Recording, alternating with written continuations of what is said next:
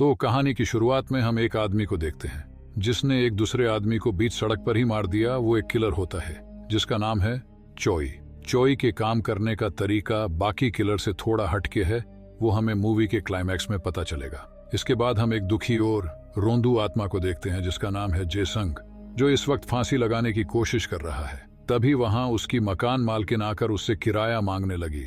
जेसंग ने पिछले 6 महीने से किराया नहीं दिया। उसके घर की ऐसी हालत देखकर उसकी मकान मालकिन ने उसे बहुत सुनाया।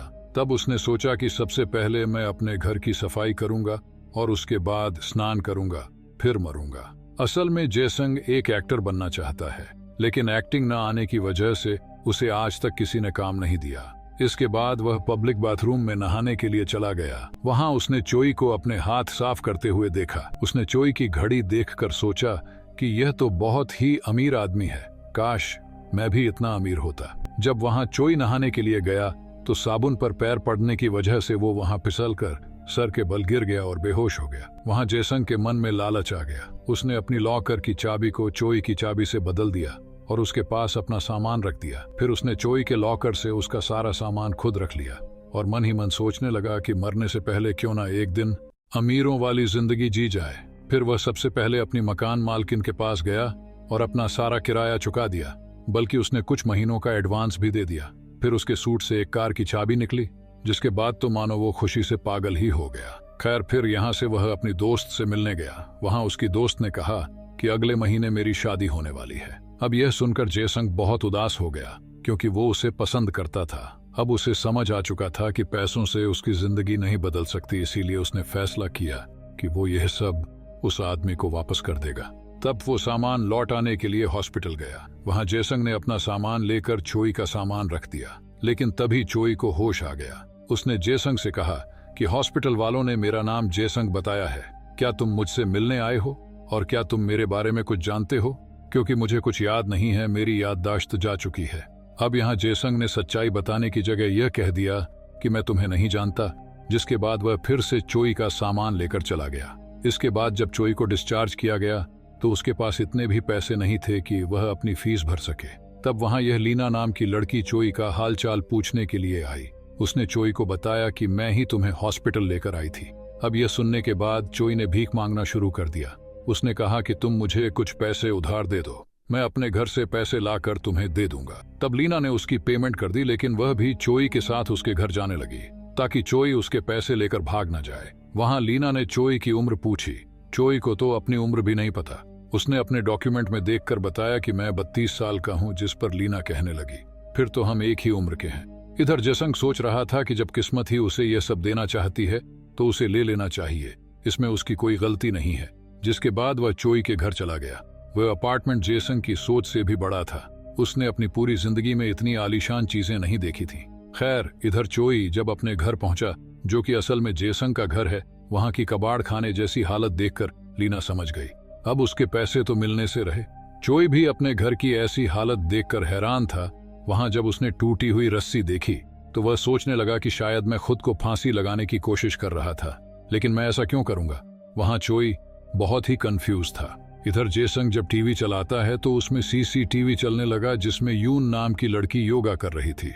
उसने चैनल बदलने की कोशिश की, लेकिन सब में यही आ रहा था। तब जेसंग इसी प्रोग्राम को देखने लगा। इधर चोई अपने बारे में जानने के लिए अपने पड़ोसियों से मिलने गया कि शायद वो कुछ उसे बता दें, लेकिन सभी ने उसे सेल्समैन समझकर भगा दिया। तब वहीं से गुजर रहे एक आदमी से चोई पूछने लगा कि क्या तुम मुझे जानते हो, लेकिन वह आदमी बिना बात के अकड़ने लगा। तब चोई ने 1 मिनट में उसकी सारी अकड़ निकाल दी।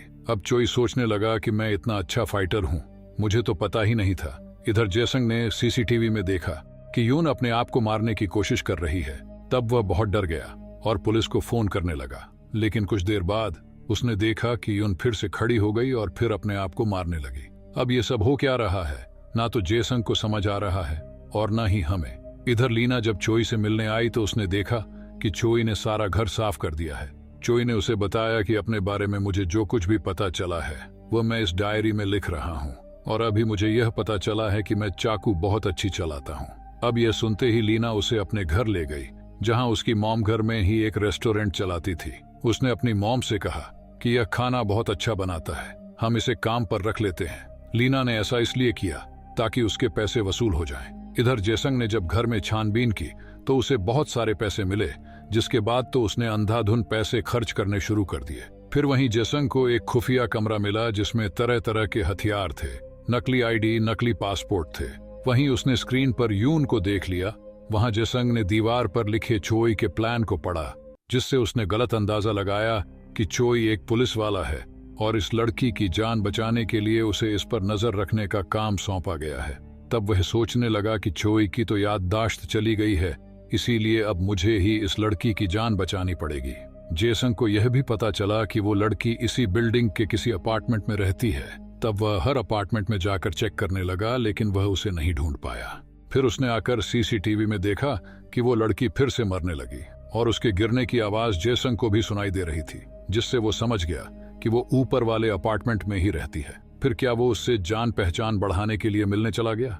इधर चोई इस रेस्टोरेंट का मेन शेफ बन चुका है। वो इतना अच्छा खाना बनाता है कि कुछ ही दिनों में उस रेस्टोरेंट के बाहर कस्टमर्स की लाइन लगने लगी। अब उसी रात चोई ने कैलेंडर में देखा कि उसे कल योंगसान स्टेशन पहुंचना है। तब उसने सोचा कि शायद मुझे वहां कुछ अपने बारे में पता चले, इसीलिए वो अगले दिन तैयार होकर वहां पहुंच गया। तब वहां एक आदमी उसे अपने साथ ले गया। क्योंकि जेसंग एक एक्टर था, इसीलिए चोई को एक मूवी में काम करने के लिए ले जाया जा रहा है। वहां डायरेक्टर को चोई की एक्टिंग कुछ खास पसंद नहीं आती। वो कोई भी सीन ठीक तरीके से नहीं कर पा रहा था। कुल मिलाकर वह हर सीन में हक देता था, जिससे डायरेक्टर बहुत परेशान हो गया। इधर जेसंग यून का पीछा करते हुए एक हॉस्पिटल में पहुंचा, जहां उसे पता चला कि एक आदमी यून पर नजर रखे हुए हैं और उसे देखने के बाद यून भी काफी डर गई। तब यून को बचाने के लिए जेसंग उसे साथ लेकर भाग गया। इधर शाम को दिहाड़ी लेते वक्त चोई ने इस आदमी से अपने बारे में कुछ डिटेल्स मांगी, जिससे उसे अपने डैड के घर का एड्रेस पता चला, मतलब जेसंग के डैड का घर। फिर वो उस एड्रेस पर पहुंच गया। जेसंग के डैड एक बार्बर हैं जो हमेशा अपने बेटे के बारे में ही बात करते रहते हैं। वहां चोई चुपचाप जाकर बैठ गया और उन दोनों की बातें सुनने लगा, जहां उसे पता चला कि उसके डैड का सपना है कि जेसंग एक बहुत बड़ा एक्टर बने, लेकिन अभी तक वह कुछ नहीं कर पाया। पर उसके डैड को लगता है कि एक दिन वह बड़ा एक्टर जरूर बनेगा। अब यह सुनने के बाद चोई ने ठान लिया कि वह मेहनत करके एक दिन बड़ा एक्टर बनेगा। इधर यून कुछ सामान पैक करके थर्सडे के दिन बाहर किसी से मिलने गई, लेकिन जिससे वो मिलने गई वो वहां आया ही नहीं। फिर यून ने सोचा कि शायद अगले थर्सडे आना होगा। इधर चोई अपना एक्टिंग ट्रेनिंग प्लान तैयार करता है और अपनी एक्टिंग स्किल्स को सुधारने के लिए मेहनत करने लगा, जैसे कि अपने डायलॉग्स को सुधारना, अपनी फिटनेस का ध्यान रखना। अब एक दिन चोई को एक फाइटिंग सीन में काम मिल गया। उसे लीड एक्टर के बॉडीगार्ड का रोल मिला था, जहां वो अपने कैरेक्टर में इतना चला गया कि हीरो के एक्शन सीन भी वो खुद ही करने लगा। तब हीरो कहने लगा, मैं क्या करूं, मैं जॉब छोड़ दूं। अब उसके एक्शन से खुश होकर डायरेक्टर ने उसे हीरो के राइट हैंड का रोल दे दिया, जहां ओवर एक्टिंग के 50 रुपये काटने की वजह डायरेक्टर ने पहले ही टेक में सीन को फाइनल कर दिया। जिसके बाद धीरे धीरे चोई दिन दुगनी और रात चौगुनी तरक्की करने लगा, यहाँ तक कि लोग भी उसे जानने लगे। इधर जेसंग और यून की पहचान भी धीरे धीरे बढ़ती जा रही थी, यहाँ तक कि यह पहचान कब प्यार में बदल गई उन दोनों को भी पता नहीं चला। अब ऐसे ही एक दिन जेसंग को वहां चोई के क्लाइंट का फोन आया। तब उसने चोई बनकर फोन उठाया, जिसके बाद वह चोई बनकर उनसे मिलने भी गया। वहां इन्होंने कहा कि तुमने कहा था 25 तारीख तक तुम यून को मार दोगे, लेकिन वो तो अभी भी जिंदा है। तुम उसे जल्दी खत्म करो, वरना हम यह काम किसी दूसरे किलर से करवा लेंगे। तब जेसंग समझ गया कि चोई कोई पुलिस वाला नहीं है, बल्कि वो एक किलर है जिसे यून को मारने का कॉन्ट्रैक्ट मिला है। अब इसलिए वह चोई के प्लान को जानने के लिए उसका पीछा करने लगा, लेकिन चोई ने उसे देख लिया। चोई को लगा कि यह कोई मेरा फैन है जिसे ऑटोग्राफ चाहिए, इसीलिए बेचारा इतनी देर से पीछा कर रहा है। अब उसी रात चोई को एक रोमांटिक सीन शूट करना था। वो एक्शन तो अच्छा करता था, लेकिन रोमांस उसके बस की बात नहीं थी, इसीलिए उस सीन को कल के लिए पोस्टपोन कर दिया गया। जिसके बाद वो लीना से मदद मांगने के लिए गया। चोई कहने लगा कि अगर मैं एक बार प्रैक्टिस कर लूंगा तो मैं कल सीन अच्छे से कर पाऊंगा। तब लीना ने उसे अच्छे से प्रैक्टिस करवाई, जिसके बाद तो उसने इतनी अच्छी एक्टिंग की जिससे डायरेक्टर कट बोलना ही भूल गया। इधर यून एक बार फिर किसी के आने का इंतजार कर रही थी। तभी वहां जेसंग आ गया और उससे कहने लगा कि तुम जिसका इंतजार कर रही हो वो अब कभी नहीं आएगा, बल्कि तुम उसे देखते ही भाग जाना। असल में वह चोई के बारे में बता रहा है। यहाँ उसने यून से झूठ भी बोला कि मैं एक पुलिस वाला हूँ और मैं तुम्हारी सुरक्षा करूंगा मरते दम तक। इधर इन लोगों को जब पता चला कि यून अभी भी जिंदा है, बल्कि अब तो उसका एक बॉयफ्रेंड भी है, तब इनके बॉस ने कहा कि तुम्हारे पास एक आखिरी मौका है किसी दूसरे किलर को हायर करो और यून को जल्द से जल्द खत्म करवाओ, साथ में उसके बॉयफ्रेंड को भी। फिर ये सब बैठकर सोचने लगे कि इस बार यह काम किस किलर को दिया जाए। तब इन्होंने एक एक किलर को मैसेज कर दिया, इसलिए कि जो पहले आएगा ये काम उसी से करवा लेंगे। लेकिन चोई ने इतना बड़ा नेटवर्क फैला रखा था कि ये सारे मैसेज उसी के फोन पे गए। इधर चोई आज लीना की फैमिली के साथ पिकनिक पर गया है। वो सभी यहाँ बहुत एंजॉय करते हैं चोई के लिए, तो ये बहुत ही अच्छा दिन था। अब वहां से लौटते वक्त बारिश होने लगी और रेडियो में वही गाना बज रहा था जो चोई अक्सर सुनता था। जिसके बाद चोई को सब याद आ गया और वो तुरंत अपने घर गया। वहां उसने फोन पर यून को मारने के नए कॉन्ट्रैक्ट देखे, तो उसने तुरंत सीसीटीवी में देखा और उसे पता चला कि यून और जेसंग दोनों साथ में कहीं बाहर जा रहे हैं। तब उनका पीछा करते हुए चोई वहां पहुंच गया। चोई को देखकर जेसंग बहुत डर गया और वो यून से वहां से भागने के लिए कहने लगा, लेकिन यून चोई को देखकर बिल्कुल भी नहीं घबराई, बल्कि वो तो ऐसे बात कर रही थी जैसे कि वो चोई को बहुत अच्छे से जानती है। वहां चोई ने यून को बताया कि उन लोगों ने तुम्हारे साथ साथ अब जेसंग को मारने का भी कॉन्ट्रैक्ट दिया है, इसीलिए तुम्हें इस देश को छोड़कर जाना पड़ेगा। वहां जेसंग को कुछ समझ नहीं आ रहा था। तब चोई ने उसे सब बताया। असल में चोई है तो एक किलर, लेकिन सिर्फ नाम का, क्योंकि उसे जिस किसी को भी मारने का कॉन्ट्रैक्ट मिलता था वो उसी के पास जाकर उससे नया कॉन्ट्रैक्ट करता था। वो लोगों से कहता था कि कुछ लोग तुम्हें मारना चाहते हैं, अगर तुम जिंदा रहना चाहते हो तो मैं जैसा बताऊं वैसा ही करो। फिर चोई उसकी फेक डेथ प्लान करता था ताकि कॉन्ट्रैक्ट देने वाले को लगे कि वो इंसान सच में मर गया है। बाद में कॉन्ट्रैक्ट के पैसे वह दोनों आपस में बांट लेते हैं। यून के साथ भी कुछ ऐसा ही है, इसीलिए चोई ने उसे बचाने के लिए अपनी निगरानी में रखा था, जहां यून अपनी मौत को असली दिखाने के लिए रोज प्रैक्टिस करती थी। लेकिन चोई की याददाश्त जाने की वजह से पूरा प्लान खराब हो गया और इसीलिए यून को देश छोड़ना पड़ेगा। यून जेसंग को भी अपने साथ चलने के लिए कहती है, क्योंकि अब उसकी जान भी खतरे में है।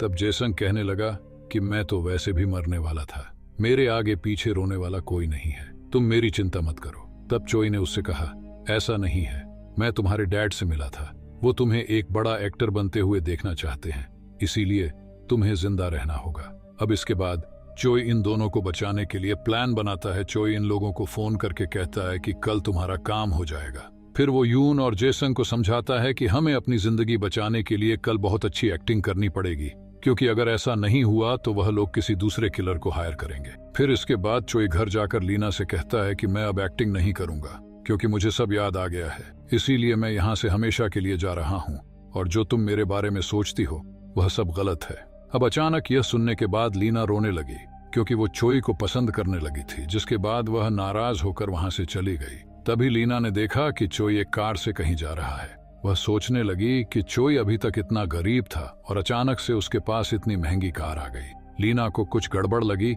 इसीलिए वह चोई का पीछा करने लगी। इधर ये लोग इंतजार कर रहे थे कि कब उन्हें यून की मौत का तमाशा देखने को मिलेगा। तभी वहां जेसंग यून को लेकर आया।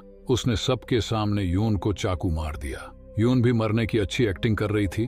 तभी वहां चोई भी आ गया और जेसंग को पीटने की एक्टिंग करने लगा।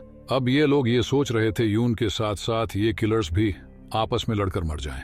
इन दोनों की एक्टिंग चल ही रही थी कि तभी वहां लीना पहुंच गई। लीना की वजह से चोई का अच्छा खासा प्लान खराब होने वाला था। वो लीना को साइड में ले जाकर उसे इशारों में समझाने की कोशिश करने लगा और उसे वहां से जाने के लिए कहने लगा, लेकिन लीना कुछ समझने को तैयार ही नहीं थी। तब चोई जेसंग को इशारे में कहने लगा कि खड़े खड़े मुंह क्या देख रहा है मेरा, आगे आके तू ही मुझे चाकू मार दे। फिर जेसंग के चाकू मारते ही चोई ने यून की तरफ इशारा किया, जिसके बाद यून ने एक बड़ा कंटेनर उन पर गिरा दिया। वो कंटेनर नीचे से खुला हुआ था। अब यह देखने के बाद ये लोग बड़े खुश हुए। जब ये आदमी चेक करने के लिए गया तो उसे यून की डेड बॉडी दिखी और वह जैसे ही कंटेनर के पास गया तो जेसंग ने नकली खून बहाना शुरू कर दिया, जिससे उस आदमी को पूरा यकीन हो गया। अब इनका बॉस ज्यादा खुश इसलिए था कि यून के साथ साथ वो दोनों किलर भी मारे गए। फिर इनके यहाँ से जाते ही ये लोग उस कंटेनर से बाहर आ गए। वहां चोई ने लीना को सब बताया, खासकर ये कि उसका नाम जेसंग नहीं चोई है और वह 32 साल का नहीं 45 साल का है। ये सुनकर तो लीना के होश उड़ गए, क्योंकि चोई लीना के अंकल की उम्र का है। तभी लीना को याद आया कि आज चोई की मूवी के आखिरी सीन का शूट है, इसलिए वह तुरंत चोई को सेट पर लेकर गई, जहां चोई स्क्रिप्ट को छोड़कर अपने दिल की बात बोलने लगा, वो भी लीना को देखकर, और तब लीना भी मान गई। फिर चोई लीना की फैमिली के साथ ही रहने लगा और चोई ने अपना पुराना काम छोड़कर एक्टिंग को ही अपना पेशा बना लिया। जेसंग ने भी अपने डैड के सपने को पूरा करने के लिए एक्टिंग शुरू कर दी और उसे चोई के साथ एक मूवी में काम करने का मौका भी मिल गया। वो यही मूवी है जिसे इस वक्त आप देख रहे हैं। और ऐसे मरने वाला एक इंसान आमिर बन गया और इसी के साथ यह मूवी यहाँ खत्म हो गई।